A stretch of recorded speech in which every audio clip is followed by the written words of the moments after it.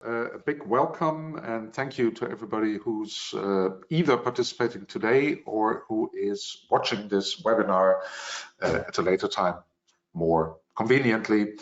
Thank you for participating. I think most of you have been sent the white paper that this webinar is based upon beforehand, and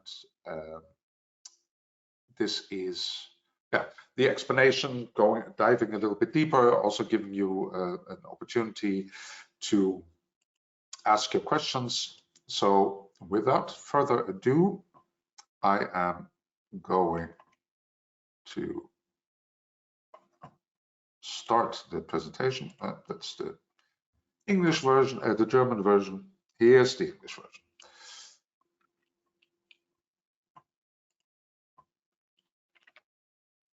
It is acting a little bit weird on my side. Sorry, let me launch it again. Okay. How to make your voice of the customer program work and how to increase the ROI. That is, at the end of the day, what we're really trying to achieve here, of course. Allow me to quickly introduce myself. I co-founded Futurelab 20 years ago, and ever since we've been privileged to do customer experience and customer strategy programs, as well as voice of the customer programs from many great names, great brands, where we learned a lot. That's why I'm also showing a little band-aid on my forehead, because we learned the good stuff and also the bad stuff, the mistakes not to make anymore. Let me say, we did the first NPS program for Philips in 2005. I will be referring a lot to NPS, but of course we are talking about voice of the customer in the broader sense, and I will dive very specifically into the benefits of NPS or not benefits versus other metrics and other questions to ask. I think we all know that CX management, customer experience management, brings value, and I think most would agree that voice of the customer is an important element in driving good CX.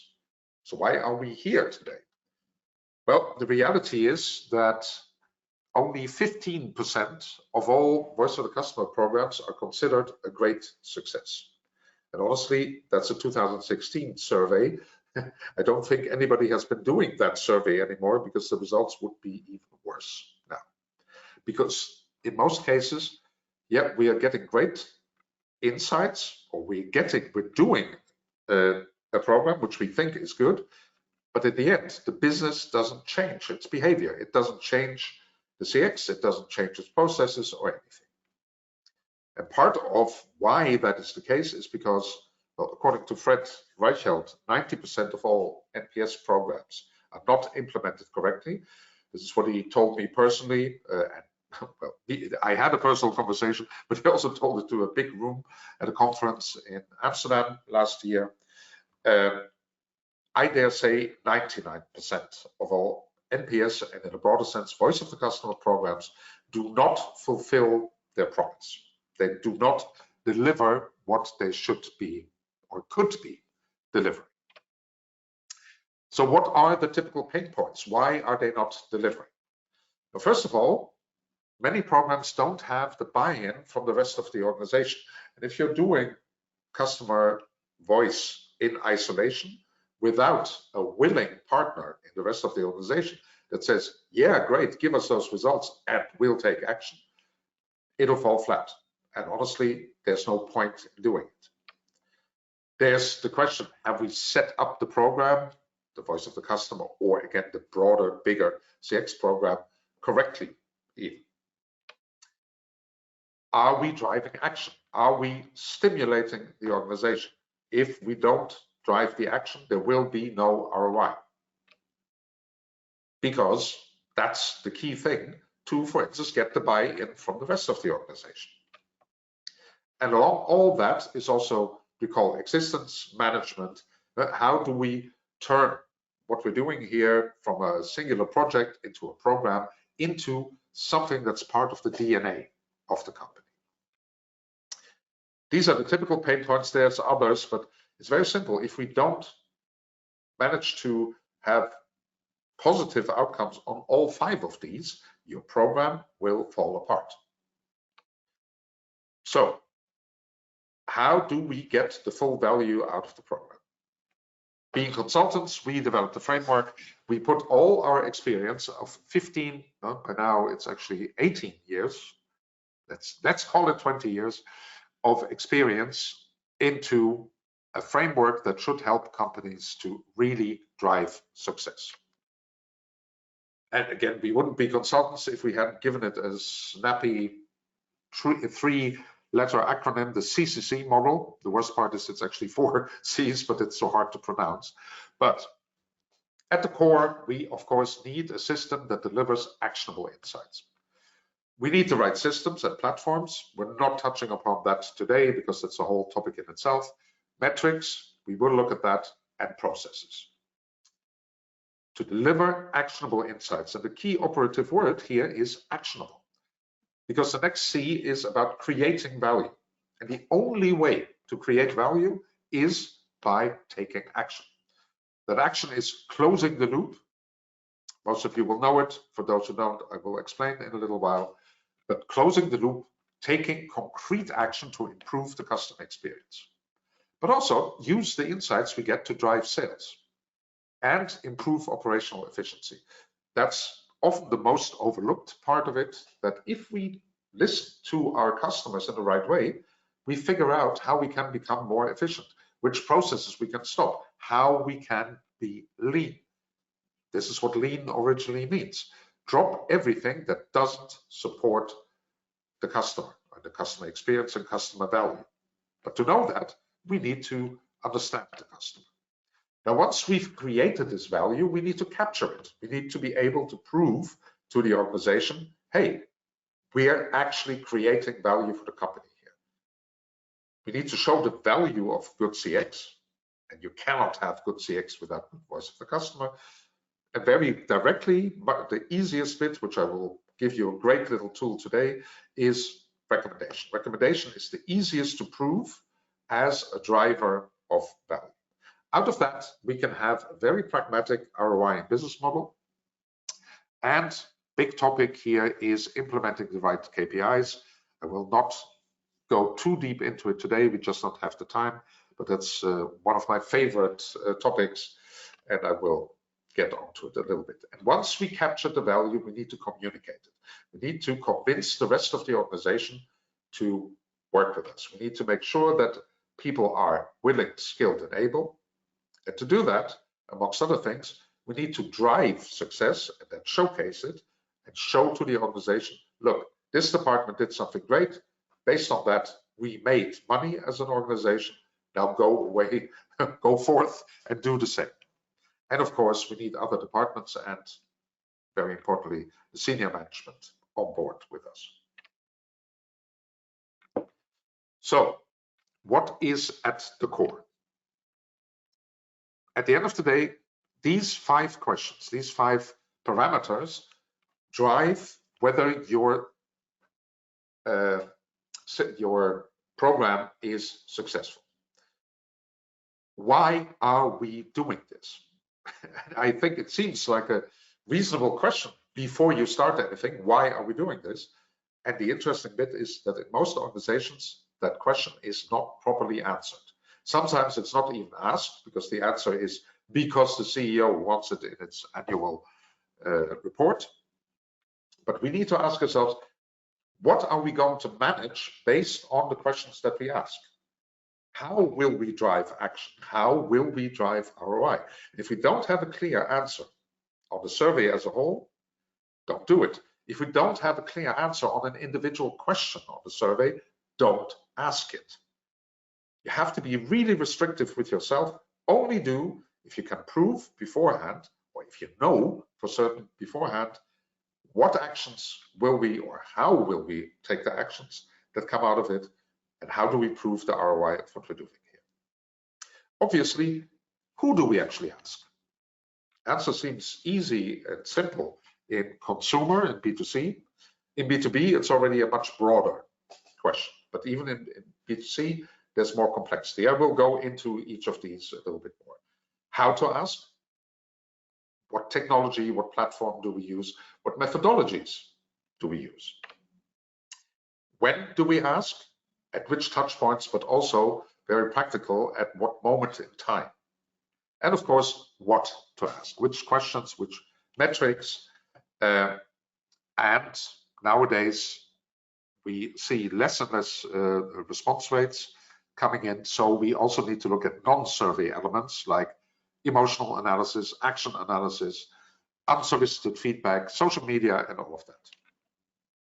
Out of that should be short, insight-oriented questionnaires and observations, and I'm making that point very emphatically.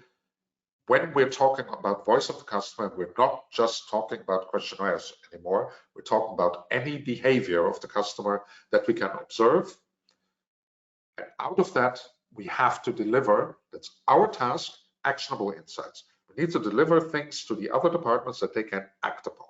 So it also means that beforehand, we need to talk to those departments to really understand how they need data delivered to them so they can act upon them. So as I said, key question, why do we want this? Why do we want to program? How will we drive change? How can we stimulate others to take action? That in itself is, of course, a big change management topic that we could speak about a lot more.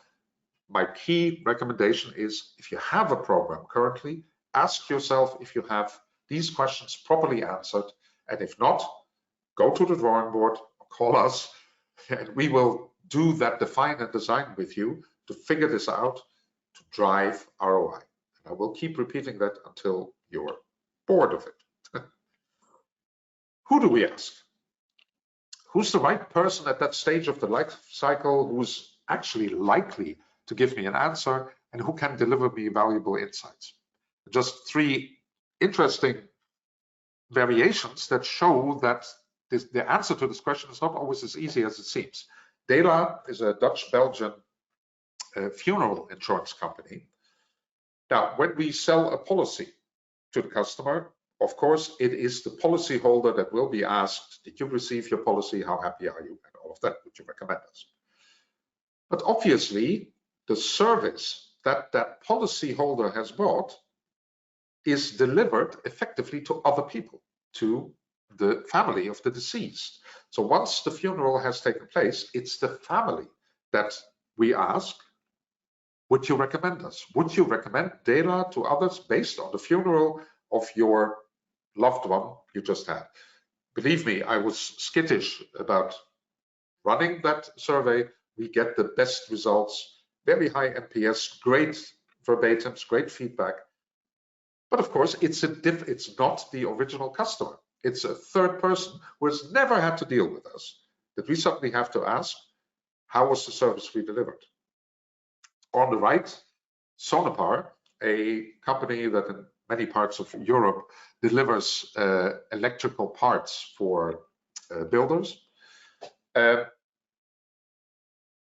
you send emails, etc., to Sonepar customers, the main customer is, of course, the man in a white van, the builder himself. Is he the person most likely to actually read that email? No, it's in many cases, it's his partner, his wife. Yes, it's a very old-fashioned situation. It may be his male partner, but in practice, we have seen 100% of the partner feedbacks were female. But that's, of course, a very different person that has a very different view on the relationship with Sonepar than the builder himself, and will ask different answer to different questions. It's very important to understand who am I talking to and what's their view on the situation. Or Weber, the barbecues, the grills, you probably know them. Many of us have them. We started with a classic consumer questioning, great results, super happy customers. But then we also started talking to other stakeholders in the whole engagement of the customer, namely the manager of the DIY or grill shop, where most of the grills are being sold, and the floor staff of those stores. And those different stakeholders, of course, gave very different insights. With the shop managers, we saw a direct link to those who felt unhappy because some service elements weren't delivered properly. That meant lower sell-through in those stores, much lower. As you know, probably know, retailers or companies that sell through retail, it's all about turnover per square meter. The turnover per square meter was half in those stores where the manager was really unhappy. A mitigating factor, however, was how the shop floor staff felt about us, and particularly those who had ever been to a Weber Grill Academy, which they organize for shop floor staff, were so positive that they doubled the sale. So beautiful insights gotten by not just talking to the consumer, but to multiple stakeholders. And also when we're talking about B2C in a standard way, there's always multiple parties to the table who actually influence or drive the sale. So BMW, some years ago, maybe still, but BMW manager told me very nicely, if there's a 14-year-old in a household, that's the decision maker we're trying to reach, because he will convince his dad or his mom to buy that BMW instead of an Audi.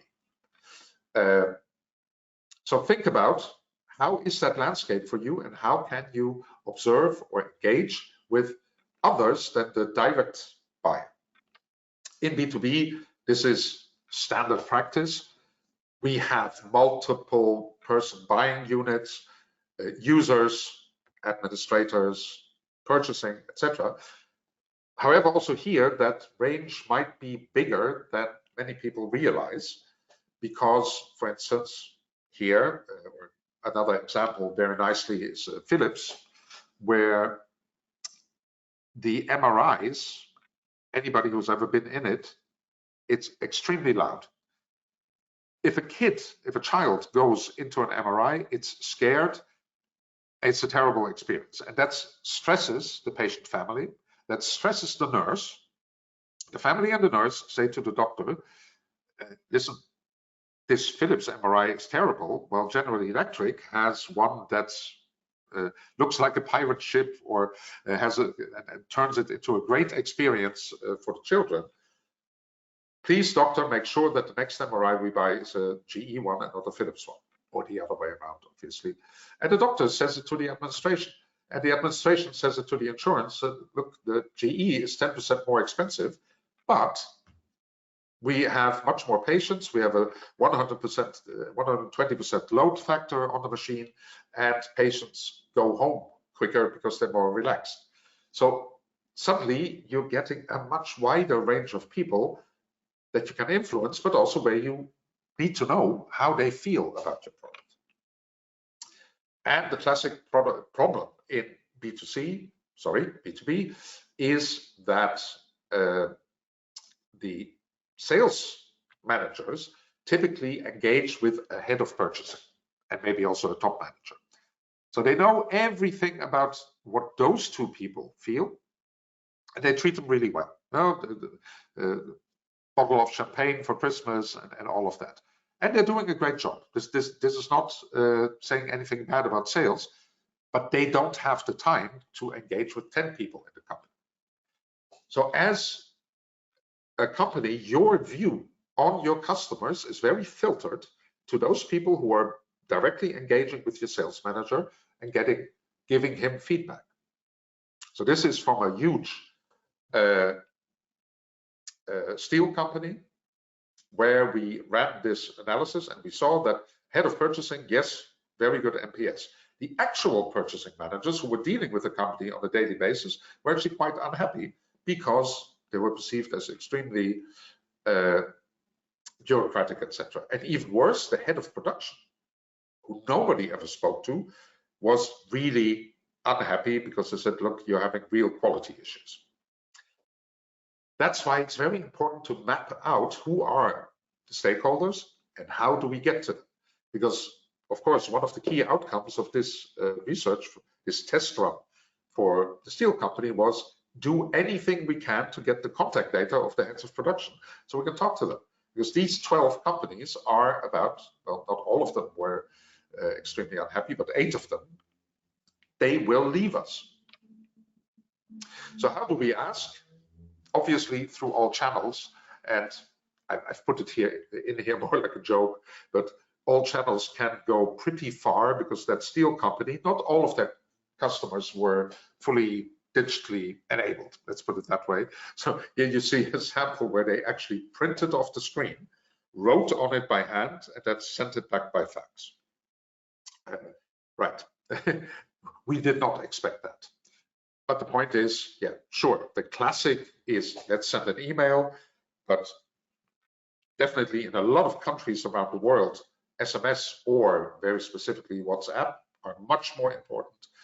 We're running Southeast Asia, for instance, for some of our clients. There is no web browser in sight. People have mobile devices and they communicate with each other and with their suppliers and their customers through WhatsApp. So you need to adapt to that. Surveys need to be short and interactive and adaptive. It's all, the technology is super easy nowadays, even using AI to adapt on the fly how the survey, the tonality of the survey, the solutions offered in the survey. Of course, we want automated surveys, but feel free to give your agents, for instance, also the possibility to send out a spontaneous survey. If somebody has told them a great story in the call or a bad story, send out a survey right away. It's not about how it impacts your scores, your NPS. You want that feedback because that is what you can act upon. You also want to talk to your agents, VoCE, voice of the customer through the employee. Hey agent, you just spoke to the customer. How do you think he feels? Or indeed, observational and behavioral data. We cannot purely base ourselves on email surveys, on forms to be filled in, because less and less people do that. So we need to take in all the data that we can get from the emails they sent, from how they speak, how their emotions are in that contact center call, etc. Big topic. I do other presentations on that. Please follow me. But the field is very wide nowadays. When to ask? Many companies ask on the touch points that are most important for them. However, I think we should ask on the touch points that are the most important for the customer, like the unboxing moment for Vodafone or the end of contract. The customer is leaving. Why are you leaving? What could we have done to keep you? Those are the kind of things that really add value and really allow us to drive positive action. But also, very concretely, what time of day, what day of the week do we ask? Always an important question. I already said the man in the white van of Sonepar. What day of the week does he do his admin? Normally, we send out B2B surveys, and most B2C as well, because people answer them during work hours. Tuesday morning. Tuesday morning around 10 o'clock is a good time to send out a survey. Monday has been survived. The morning emails are gone. Around 10 o'clock, people have their first coffee break and then start answering things like this. The man in the white van, however, does his admin on Sunday. When we switched the email survey to Sunday, we doubled the response rate. When we switched to Sunday, I think I said something different. When we switched from Tuesday to Sunday, we doubled the response rate. Distributors apparently answer their emails Friday afternoon. So know your customer, know what is the right moment to send them that email to have the highest possible response rate. Of course, I said it at the beginning, we all know NPS and it's become a bit of a standard, and there's nothing wrong with that. I'm a big fan of NPS. It's the best hammer I know in my toolkit. However, my toolbox has also screwdrivers and pliers and God knows what saws and whatever drills. If we only use a hammer, if the only tool we have in our toolbox is a hammer, and then everything looks like a nail, and I'm breaking my walls by ramming screws into them. So we have a whole presentation on this that you can look at, but let me demonstrate in a in a good story why MPS is not always the right tool, and particularly not at the touch point. Like many people, we started ordering a lot of stuff through Amazon and others, but the delivery company for Amazon is bpost. I live in Belgium. Every time that bpost delivers, which can be twice a week, they send me an NPS questionnaire. Would you recommend us? Well, honestly, who should I recommend the post to? I'm a passive part of this transaction. I get delivered. If I have a complaint about the delivery, I can't even talk to bpost. I have to call Amazon. So, nonsensical question that I cannot answer. And even if I could, how often? Not twice a week. I should not be getting 2 surveys a week. And what meaningful comment do I have to give? None. There's one person for whom the NPS question is relevant here. Once a year, we can ask the logistics manager at Amazon, the overall head of logistics, would you recommend bpost? Yeah, they're a good supplier for me or not. They're a good supplier to me. I have great interactions with the account manager. Yep, I would recommend. And that's the way to use NPS for once a year, maximum twice a year, overall relationship. How do you feel about this? Another question which is becoming more and more popular is the customer effort score, which I really love. How easy was it for you to fulfill your task with us? Now, for me here, it's not the right question because I opened the door and there it was. You know, that's not an effort. Again, I have nothing meaningful to add. So let's ask the operations manager at Amazon, who delivers 20,000 packages every day to the distribution center, or 50, or how many there are. Because he can say, yeah, well, normally it's actually quite easy, but this morning my the docking station had problems. My truck drivers all called me. There was nobody on location that could help. Today it was not easy. A third type of question that we really like is the customer expectation score. Did we fulfill your expectation? Well, you know what? You knocked on the door, I went there, and you were actually, your driver was actually there handing me the package instead of running away like they often do. Parcel was in good condition. Yep, you have met my expectation. So that's the right question to ask me in that situation. Don't ask me every day. You know, I'm not your mystery shopper. And for instance, you have the classic airline questionnaires, who are my worst practice example always.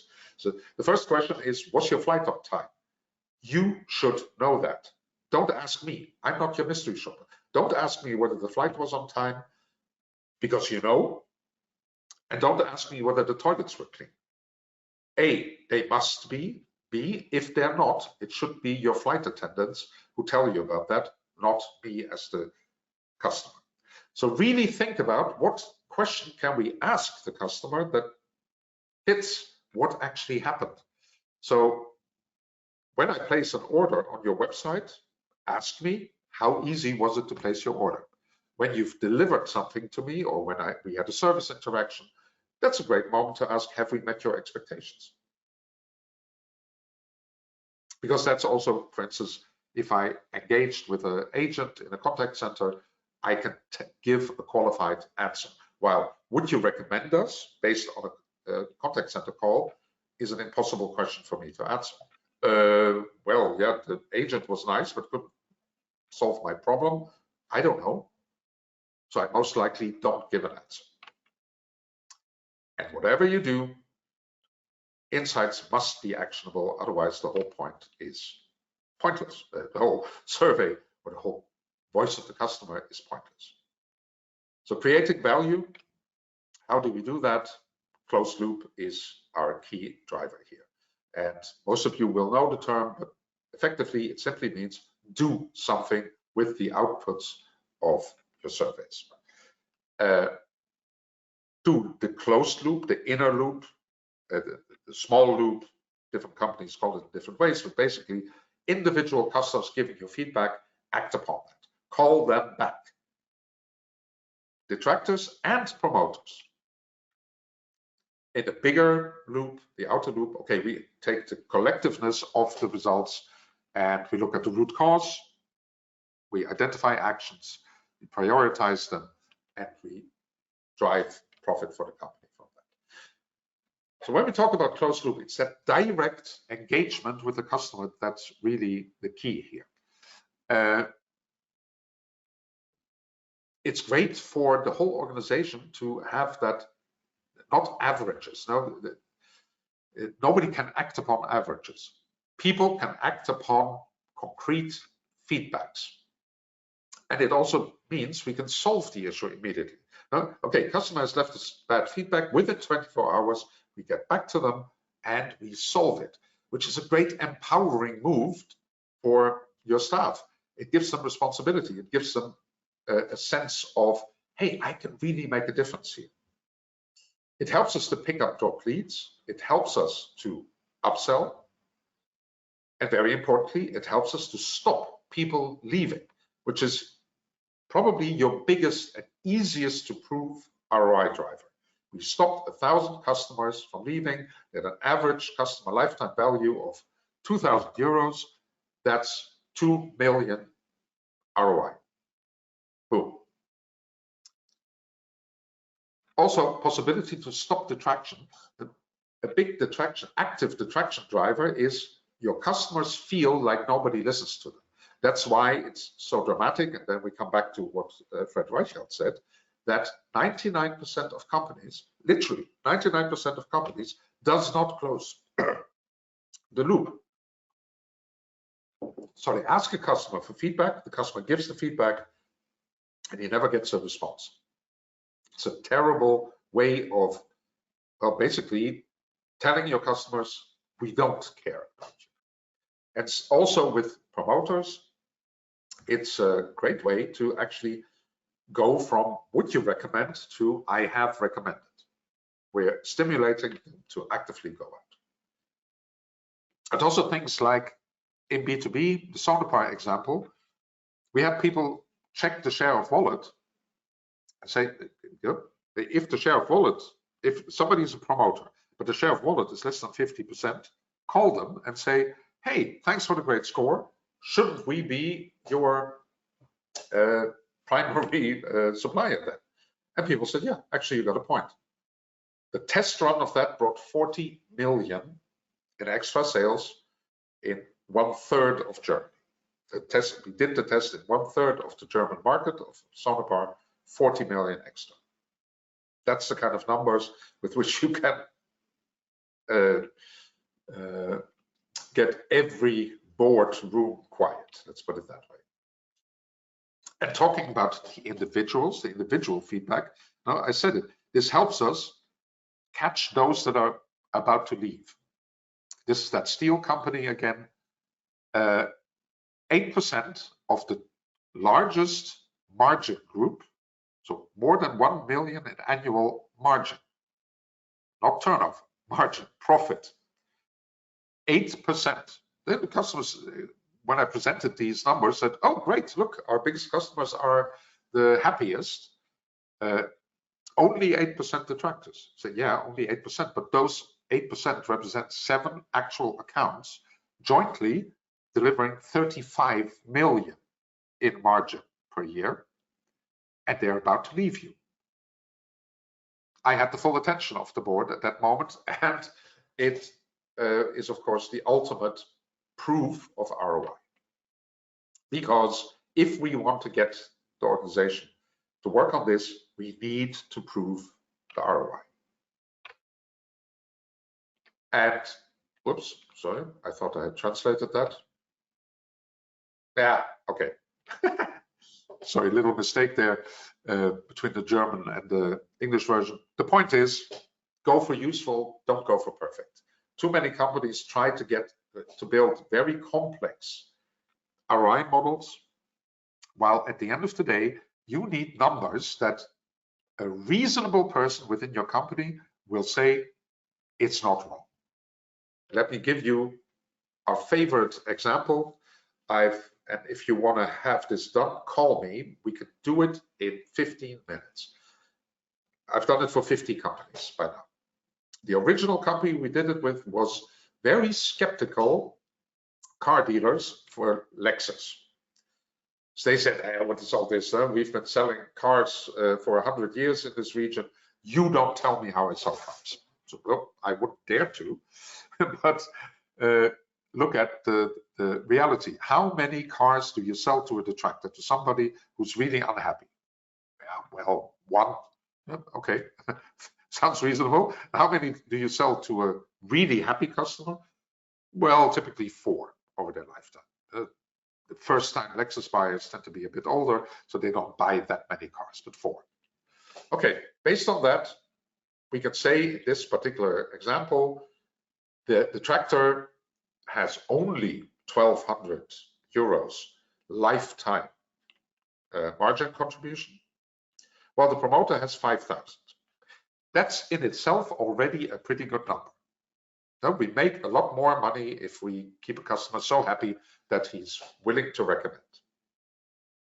But the thing is, there is this word of mouth effect, because not everybody, not all the time, but some of those customers who say, I would recommend you, do recommend you. Of course, we say, try to get more of those who would to actually do. But even without any activation program, some do, some don't.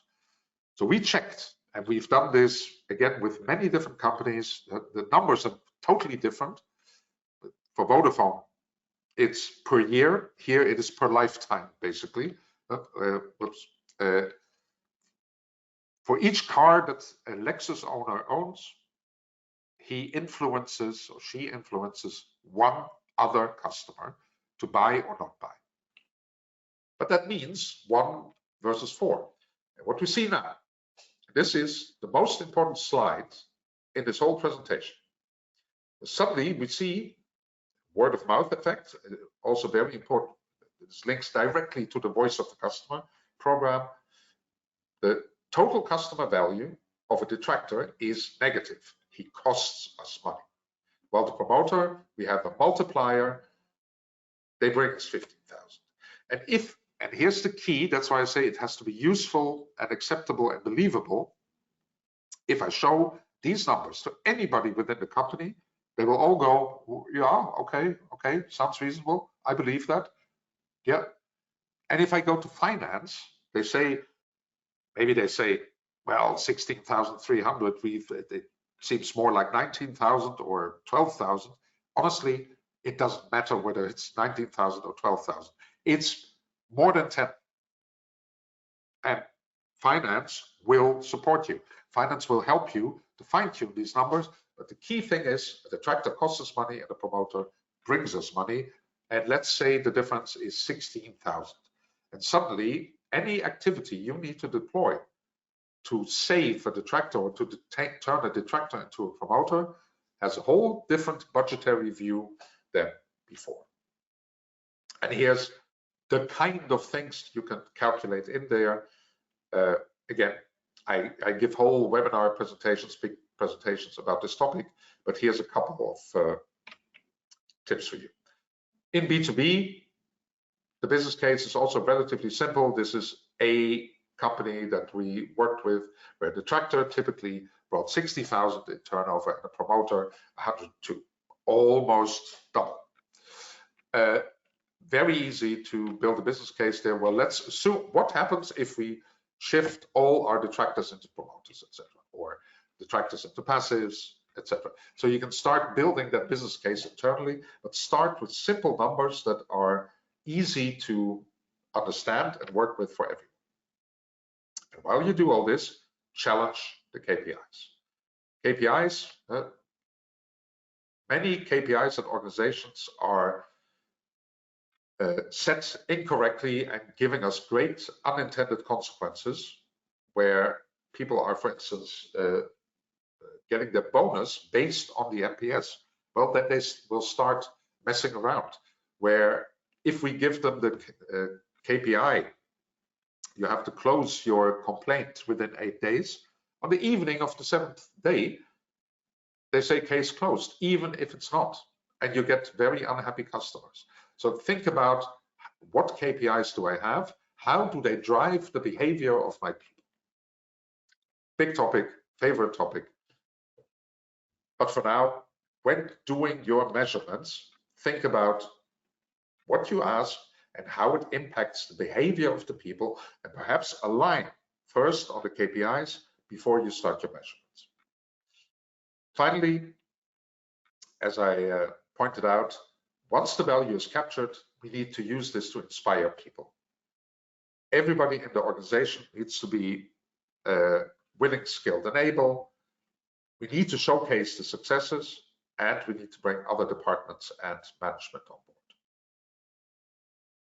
Now, voice of the customer in itself is not enough for willing, skilled, and able. However, particularly in the willing bit, it really helps, because generally employees want to act on the customer's voice. When they see feedback from customers, they say, great, I can do something with this. Because one of the biggest challenges for employees is, first of all, why should we do this? Secondly, what can I contribute? Now, the why we answered with the business model, but what can I do? How can I support is very much dependent on how we present the voice of the customer. And 90% of our detractors have an issue with misaligned touchpoints. Everybody's snoring by the end of the presentation. At Philips, we took 5 or 6 customer feedbacks and called the customer up and say, would you be willing to say this into the camera? And the first video was literally, somebody said, Philips, and stuck out his finger, Philips, you suck.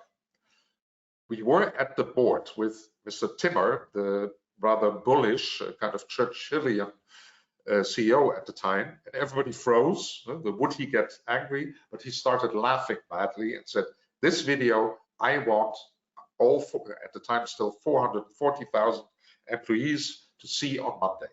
This is how we get across how our customers feel. A lovely current example is BMW, where the head of insights goes into the board every Friday. I think she literally has 8 minutes, but she comes in with one case, not with slides, not with percentages or numbers or a score, but with one story. Piotr in Warsaw had this bad experience at a car dealership. Dear board, how do we make sure that Piotr, and we looked into it, it's because the sales staff didn't have enough time for him, because they have too much admin. So, dear board, how do we relieve the admin task of the sales so they can next time take better care of Piotr? Focus on the story, on the human, on real feedback. And use info screens in your company. Hang them up at the entrance, but also elsewhere, and let the customer feedback, the real stories that they tell us, run on there. Have great newsletters. Have little videos where you ask customers in the store to tell you a little bit.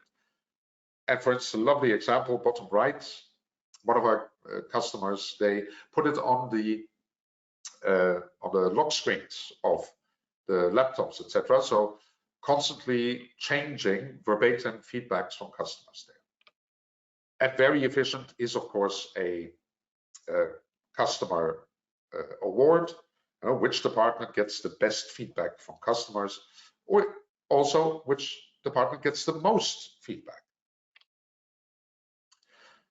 And once you've done it, action. Closing the loop is also very important internally, to tell everybody what you've done. So I have one worst practice example. It was a major oil company where we reviewed their voice of the customer program. most of the customers were never surveyed because somebody at some point said, oh, keep this person out, knowing that they were unhappy. They didn't talk to the agents, and nothing happened across departments. VoC and action were not linked with each other. They threw the results of the voice of the customer over the hedge into countries and departments. No closing of the loop took place. No collaboration with sales. Sales, if presented with the data in the right way, will be the biggest fan. So there was no business model. There was a big Scottishly named business consultancy who had spent by that time 5 million, I think, on trying to get the perfect model, which of course would take another 50 million probably, or it would never happen. And the results or successes were not shared. So again, I'll tell you happily the whole story, but they did nothing of all of this. So of course, the outcome of our calibration effort was a successful ROI program. So when you download this, when you look at this later, these are the questions that we would ask you and that we would dig out in a Calibrate assessment to improve your program. So please call us how we can do this for you, how to make your VoC program not only work, but deliver big ROI. And if you want to talk to me, just ask. I'll also always happily give a private webinar. So thank you all for your participation. Do hit me up with your questions, with your remarks, and with that, I thank you very much and we'll end this presentation.